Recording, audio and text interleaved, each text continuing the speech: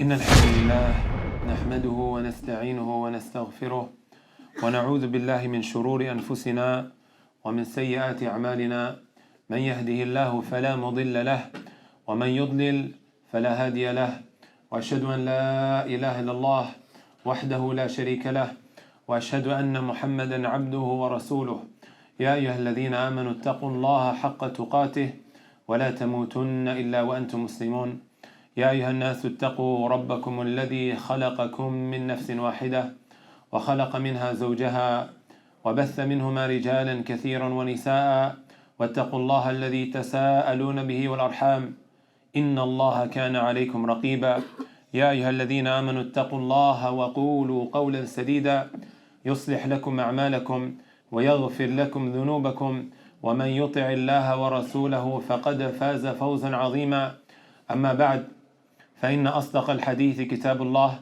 وخير الهدى هدى محمد صلى الله عليه وسلم وشر الأمور محدثاتها وكل محدثة بدعة وكل بدعة ضلالة وكل ضلالة في النار أعاذنا الله وإياكم من النار. My beloved brothers and sisters, it wouldn't be far-fetched to say that everyone here is either someone who has lost a relative to a stabbing, to a shooting, or knows someone that has lost a relative to a stabbing, a shooting, or a killing. My brothers and my sisters, what we are seeing in today's day and age is something that I don't think has been seen before in the UK. The amount of killings that are taking place, the amount of murders, homicides, it has gone through the roof. It has absolutely gone through the roof. And this is absolutely heartbreaking. Whether this takes place with someone who you are close to or someone who you've maybe never met before. We as Muslims, as the Messenger sallallahu alayhi wasallam told us, المؤمن للمؤمن كالبنيان يشد بعضها بعضا. The believers are like a building. Each part strengthens the other. It holds it up together. In another narration we are told, if a part of it is aching, the rest of the body will also be going through pain. Wallahi alladhi la ilaha ghayru, my brothers and my sisters, I received a message this morning and it really tore my heart apart. Right? And I'm going to read it out to you guys, inshallah ta'ala. A mother messaged and she said, I saw your post about the khutbah in Birmingham on murder. Will you be recording this for YouTube? I can't get to Birmingham. My son lost his dear friend in front of his eyes because someone stabbed him to death. He's 17 years of age and I don't know how to help him. I feel like he's losing his trust in Allah Azza wa Jal. He believes, but is questioning. He's questioning a lot since the loss of his friend. Please help me with any guidance you can offer me so that he can come back to us. As I was standing in the office and having a conversation with my uncle, he broke down into tears, right? He broke down into tears. This is what these killings are doing to our elders, to our parents, who are begging for this to stop. Some of us, we think that we are only going to have issues with the law. My brothers and my sisters, taking the life of another has become so cheap, right? Where are we when it comes to what Allah subhanahu wa ta'ala is telling every single one of us in the Quran with regards to murders, with regards to killings? When you look at many of the major sins and the crimes and the sins that one may engage in, you search it in the Quran, my brothers and my sisters, you will struggle to find the kind of threat that Allah subhanahu wa ta'ala mentions when He speaks about taking an innocent life. He says in the Quran, وَمَنْ يَقْتُلْ مُؤْمِنًا مُتَعَمِّدًا فجزاؤه جهنم خالدا فيها وغضب الله عليه ولعنه وأعد له عذابا عظيما. Whoever intentionally takes a soul, ومن يقتل مؤمنا متعمدا فجزاؤه جهنم. This individual's reward is none other than the Jahannam. فجزاؤه جهنم خالدا فيها, and he will abide in there eternally. وغضب الله عليه, and Allah subhanahu wa ta'ala's anger, his wrath will come down upon this individual and he will be cursed. And Allah Azza wa Jal has prepared a very painful punishment for that individual. My brothers and my sisters, we know the Kaaba, right? Many of us have gone and performed Umrah. Some of us have performed Hajj. Do you know what the Messenger sallallahu alayhi wasallam said about the Kaaba and the sanctity of a believing human being? لهدم الكعبة حجرا حجرا أعظم عند الله عز وجل من قتل المسلمين. That you destroy the Kaaba, you demolish it, you now take it apart, and you take every part of that Kaaba one after the other. It is less of an issue in the eyes of Allah subhanahu wa ta'ala than when you take the life of a Muslim. The Messenger sallallahu alayhi wasallam, in another hadith that was narrated by Tabarani, he mentioned, "Man aada muslima," whoever harms a Muslim, فَكَأَنَّمَا, it is as if he has done hadm of the Kaaba. It is as if he has destroyed the Kaaba. In another hadith, the Messenger sallallahu alayhi wasallam, he tells us, لَزَوَالُ الدُّنْيَا أَهْوَنُ عِنْدَ اللَّهِ عَزَّ وَجَلَّ مِنْ قَتْلِ الْمُسْلِمِ. That the whole dunya perishes, that the whole dunya is destroyed, is less in the eyes of Allah subhanahu wa ta'ala than taking the life of a Muslim.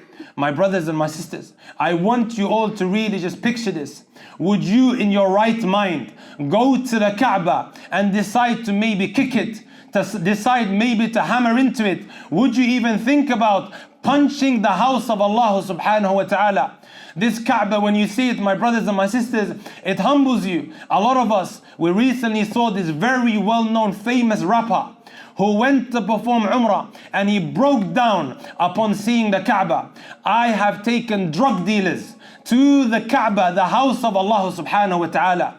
Some of them were on their knees. Some of them, they broke down into tears. The most arrogant of people, those who were running drug dealing industries, they broke down the moment they saw the house of Allah subhanahu wa ta'ala.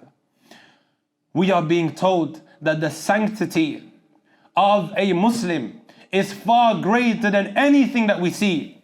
One time the Messenger sallallahu alayhi wasallam, he said the following with a raised voice: يا من آمن بلسانه ولم يدخل الإيمان في قلبه. He who has believed with his tongue, however the faith hasn't yet entered into his heart. The Messenger sallallahu alayhi wasallam then says, ولا تؤذوا مسلما, do not harm a Muslim, ولا تعيروهم, and also don't degrade them. And then the Messenger sallallahu alayhi wasallam, he said, ولا تتبعوا عوراتهم, and then do not follow their shortcomings. فإنه من اتبع عوراتهم اتبع الله عورته. Whoever tries to nitpick the shortcomings of others, Allah subhanahu wa ta'ala will come after that individual and he will embarrass him, he will humiliate him, he will expose him, even if he is inside of his house, in the middle of his house, away from everyone. Allah subhanahu wa ta'ala will humiliate that individual. Abdullah ibn Umar radiyallahu ta'ala anhuma was listening. And then one day, my brothers and my sisters, he went to the Kaaba, and Abdullah ibn Umar, he said, ما أعظمك وأعظم حرمتك. How honorable are you? And he's speaking to the Kaaba. How great is your sanctity. وَالْمُؤْمِنُ أَعْظَمُ حُرْمَةً عِنْدَ اللَّهِ مِنْكَ. As for the believer, he is more honorable, he is more sacred than you, the Kaaba. This is what Abdullah ibn Umar radiyallahu ta'ala anhuma is saying. My beloved brothers and sisters, Allah Azza wa Jal, He reminds us in the Quran, وَاذْكُرُوا نِعْمَةَ اللَّهِ عَلَيْكُمْ إذ كنتم أعداء فألف بين قلوبكم فأصبحتم بنعمته إخوانا. Remind them, O Muhammad, about the virtues and the blessing of Allah subhanahu wa ta'ala upon them. إذ كنتم أعداء, you used to be enemies with one another. This is the verse that came down pertaining to the two great tribes, Aus and Khazraj. They used to kill and fight with one another, just like we have today, right? Fighting over the most pathetic and trivial of things. Fighting over postcodes. Because I'm from this area, or I'm from that area, or maybe because I live in this particular block of flats. You take the life of that Muslim. You take the life of that Muslim.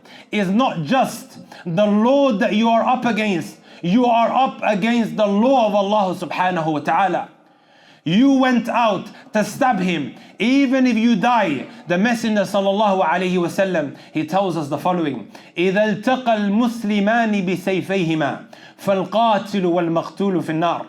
When two, they square up against one another and they are both carrying their knives or their swords or whatever it might be to kill the other, both the killer and the one being killed are in the hellfire. The Messenger sallallahu alaihi wasallam, he was asked, I understand that the killer is going to be in the hellfire. What about the one who was just killed? He said, إِنَّهُ كَانَ حَرِيصًا عَلَى قَتْلِ صَاحِبِهِ. He also had the same intentions. He also wanted to kill. However, the other managed to get the fatal blow. My brothers and my sisters, before someone misunderstands what I'm saying, I am not saying that if someone here has died maybe due to a killing or due to a murder, he is going to be in the hellfire. That's something that we cannot judge. This is all under the will of Allah subhanahu wa ta'ala. However, we are being told all of these narrations, all of these ahadith, all of these verses, just so we understand the severity of this matter. Just so we could embed within ourselves the severity of this crime of taking someone's soul, which is not a light matter that should be taken easily. The Messenger sallallahu alaihi wasallam, he also told us about taking the life of an innocent non-Muslim. Just because we are speaking about Muslims, that doesn't mean one can go and take the life of a non-Muslim. We are told about the mu'ahad and also the mu'ahid. He who enters the territory of the Muslims and is under contract to maybe carry something out, a project or whatever else it may be. Or someone now who has entered into the lands of the non-Muslims, taking that type of individual's life. We are told, as the Messenger sallallahu alaihi wasallam mentioned in the authentic hadith, "Man qatala mu'ahada," whoever kills this kind of person, who's referred to as a mu'ahad, lam yarah ra'ihat al-jannah. This person will not smell. He will not smell the fragrance of al-Jannah, let alone anything else. وَإِنَّ رِيحَهَا لَيُوجَدُ مِن مَسِيرَةِ 40 عَامًا. And you can smell the Jannah, my brothers and my sisters, 40 years away. This is pertaining to a non-Muslim, my brothers and my sisters. Then how about taking the life of someone who has adorned himself with al-Islam? أقول ما تسمعون وأستغفر الله لي ولكم ولسائر المسلمين فاستغفروه إنه الغفور الرحيم.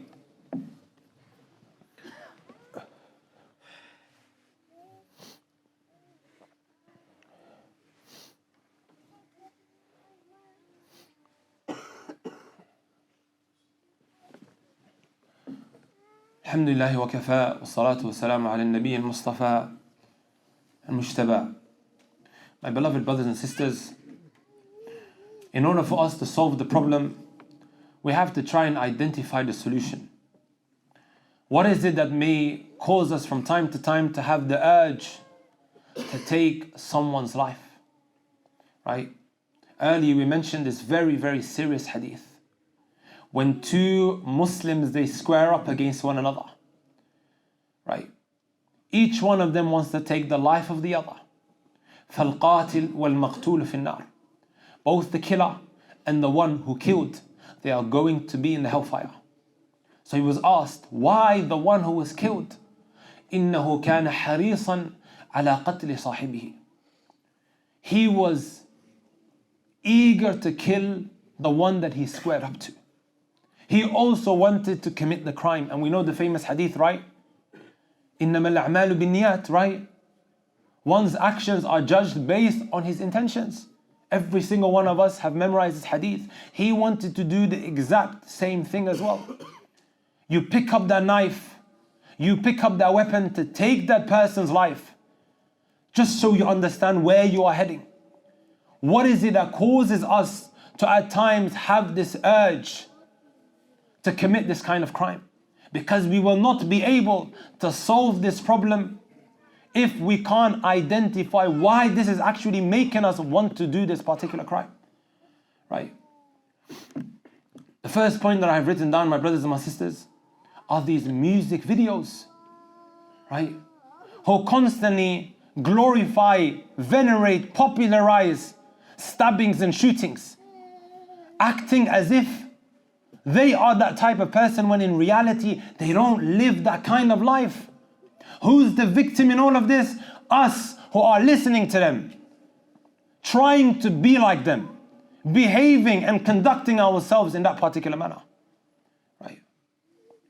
Imagine now a music video from some kafir guy has now inspired you to become from the worst of the people in the eyes of Allah subhanahu wa ta'ala. Because of a music video, behaving and acting like them. The second thing, my brothers and my sisters, is not lowering your gaze. Think about it for a moment. Normally when we speak about lowering the gaze, the first thing that comes to mind is what? Looking at the opposite gender, right? Is that the only time one should lower his gaze? Prophet sallallahu alaihi wasallam one time said to his companions, إِيَّاكُمْ وَالْجُلُوسَ عَلَى الطُّرُقَاتِ. Stay away from sitting on the roads. Stop sitting on the roads. Why are you guys always there? This is also extremely common, right? Just hanging about under the block of flats, right? And we think that's a cool thing to be doing, just sitting around. طيب. They said to the Messenger sallallahu alaihi wasallam, مَا لَنَا بُدٌّ. This is something that we have to do, O Messenger of Allah. This is where we get together, and this is where we have our chat.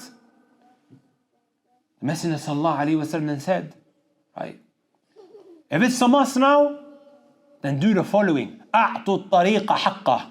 Make sure that you give the road its right. You know what the first thing that was mentioned? غَضُّ الْبَصَرِ. Lowering your gaze. Billahi alaykum, my brothers and my sisters, how many murders have we heard about? How did it start? He looked at me. What are you looking at? The other person looks at him, and then a fight takes place. And these fights may continue for years on end. Right? That kind of screw face that we think is so manly, walking around having this kind of face. You think that smiling is a weak thing to be doing, right? Or that person is moist, if he smiles. When the Messenger sallallahu alaihi wasallam would say, right, لا تحقرن من المعروف شيئا ولو أن تلقى أخاك بوجه طلق. Do not belittle any good deed, even if it is meeting your brother with a pleasant face. Look what the kuffar have venerated and popularized, my brothers, to be cool and to be manly is to have that kind of face. Wallahi, I know a brother, he has a big scar across his face, right? A big scar across his face. It all started with, what are you looking at? Right? And then things just went on from there.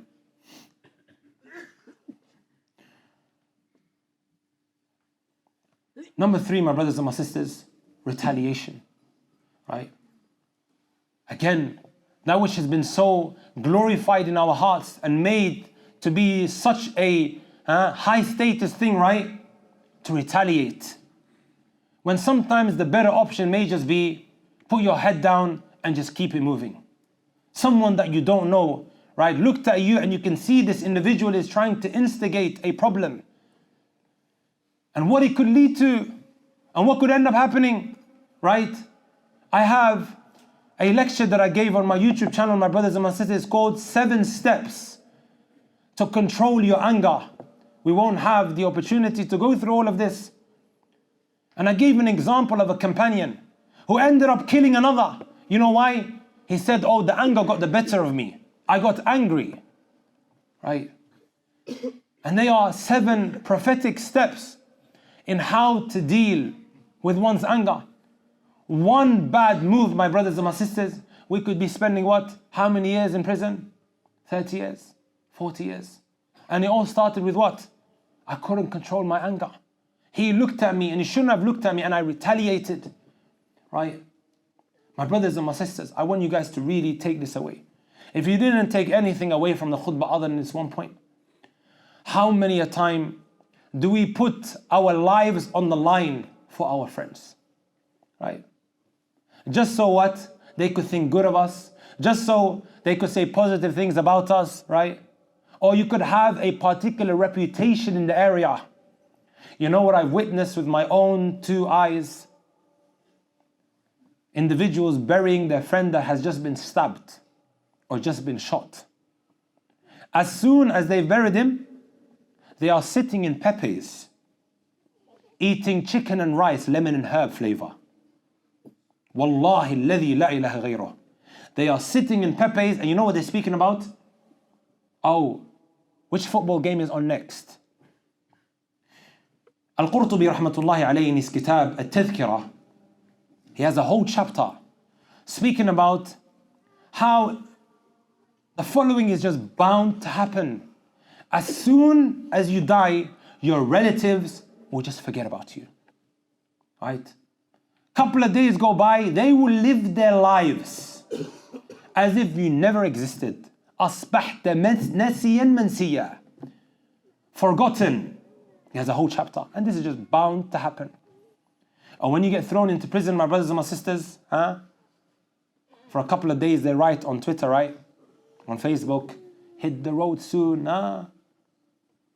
We miss you. And the only person that comes and visits you is who? The only person that's going to do that 1.5 hour trip to visit you is none other than your mother. Right? The mother that you belittled. The mother that you disrespected. Right?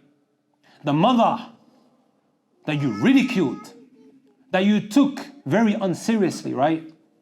Backwards, she doesn't know what we're dealing with. Right? Like a brother one time told me that he was leaving his house to carry out a shooting across the pond. And his mother was grabbing onto him, begging him, don't. Up until this very day, the brother is practicing, right? She has arthritis. In the cold, she's being dragged on the floor, right? And he is just what? Pulling himself away. Our parents are going to be the ones who have to endure that pain, right? That will have sleepless nights, going through so many difficulties, right? Abdullah ibn Umar radiallahu ta'ala anhuma, my brothers and my sisters, he was one time doing tawaf around the Kaaba, and he saw a man that was carrying his mother on his shoulder. He came to Abdullah ibn Umar and he said to him, have I fulfilled the rights of my mother? Have I fulfilled the rights of my mother? He's carrying his mother, doing tawaf around the Kaaba, brothers and sisters. Right? He said, no, you haven't. وَلَكِنَّكَ أَحْسَنْتَ. But you've done great. You've done amazing. Right? فَإِنَّ اللَّهَ يُعْطِي عَلَى الْقَلِيلِ كَثِيرًا. Allah subhanahu wa ta'ala, out of His mercy, due to doing something little, He's going to give you that which is so great. Subhanallah. He's saying to him, this is something very little, but Allah Azza wa Jalla will reward you immensely for it. And then he said to him, you haven't even fulfilled وَلَوْ بِطَلْقَةٍ وَاحِدَةٍ. Right? Some of you youngsters may not necessarily know, right? When a woman goes into labor, she starts having these contractions. I personally didn't know what a contraction was until I saw my wife in labor. It really got me emotional knowing that this is what our mums have gone through. And then I remember this hadith. You haven't even paid back one single contraction, the pain that they're in. They might have 3 or 4 contractions in the space of 10 minutes, right? Unbearable pain. And this man is carrying, right, his mother on his shoulder. And they are the parents who beg us time and time again, Muhammad, don't leave. Abu Bakr, stay at home. Come home early. And we laugh at them. We disrespect them. We look at them as if they are absolutely nobodies, right? If that's the case with him, then what about us, brothers and sisters? What about us? And what's even worse than that, subhanAllah, is that we insult them. من الكبائر شتم الرجل والديه. From the major sins is that one insults his parents, right? Disrespects them like that. So the Sahaba, they became confused when they heard this. وَهَلْ يَسُبُّ الرَّجُلُ وَالِدَيْهِ. Is that even possible that one is going to insult his parents? And then the Messenger ﷺ told them about something, right, that was very different to what we are going through in today's day and age. He said, Na'am, when someone insults someone else's parents, it is as if he is insulting his own parents. Because amongst them, it was unheard of for someone now to disrespect and insult his parents. But today, we actually insult them. Or we kiss our teeth the moment they ask us to do something. Or we respond back in a way. In the Quran, it says, وَلَا تَقُلْ لَهُمَا أُفْ. Don't say uff to them. That's uff. Uff is something that you would say when, taking something out of your nails, when it's stuck. It's not coming out. Today we kiss our teeth. Right? To conclude, my brothers and my sisters, Abdullah ibn Abbas radiyallahu ta'ala anhuma, he was approached.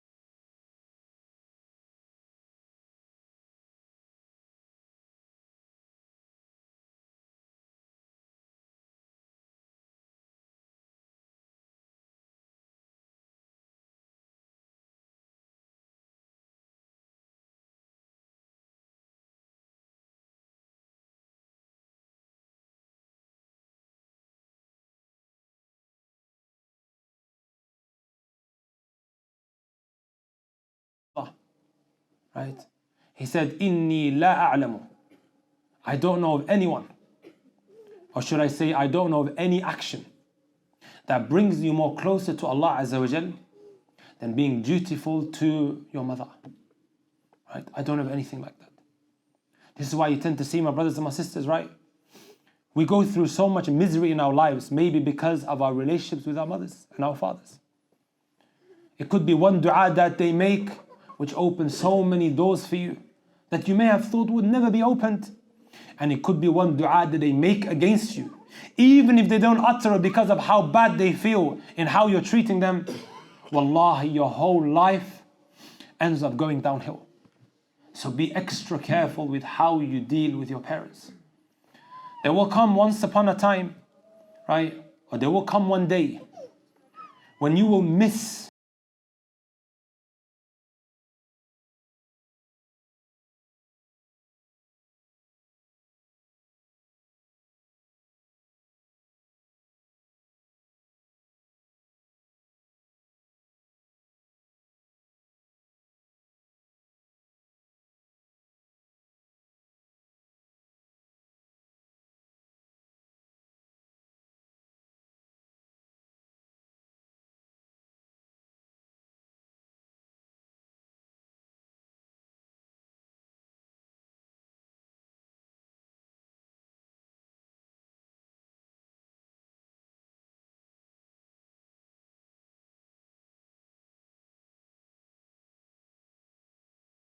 إلا أنت أستغفرك وأتوب إليك وأقم الصلاة.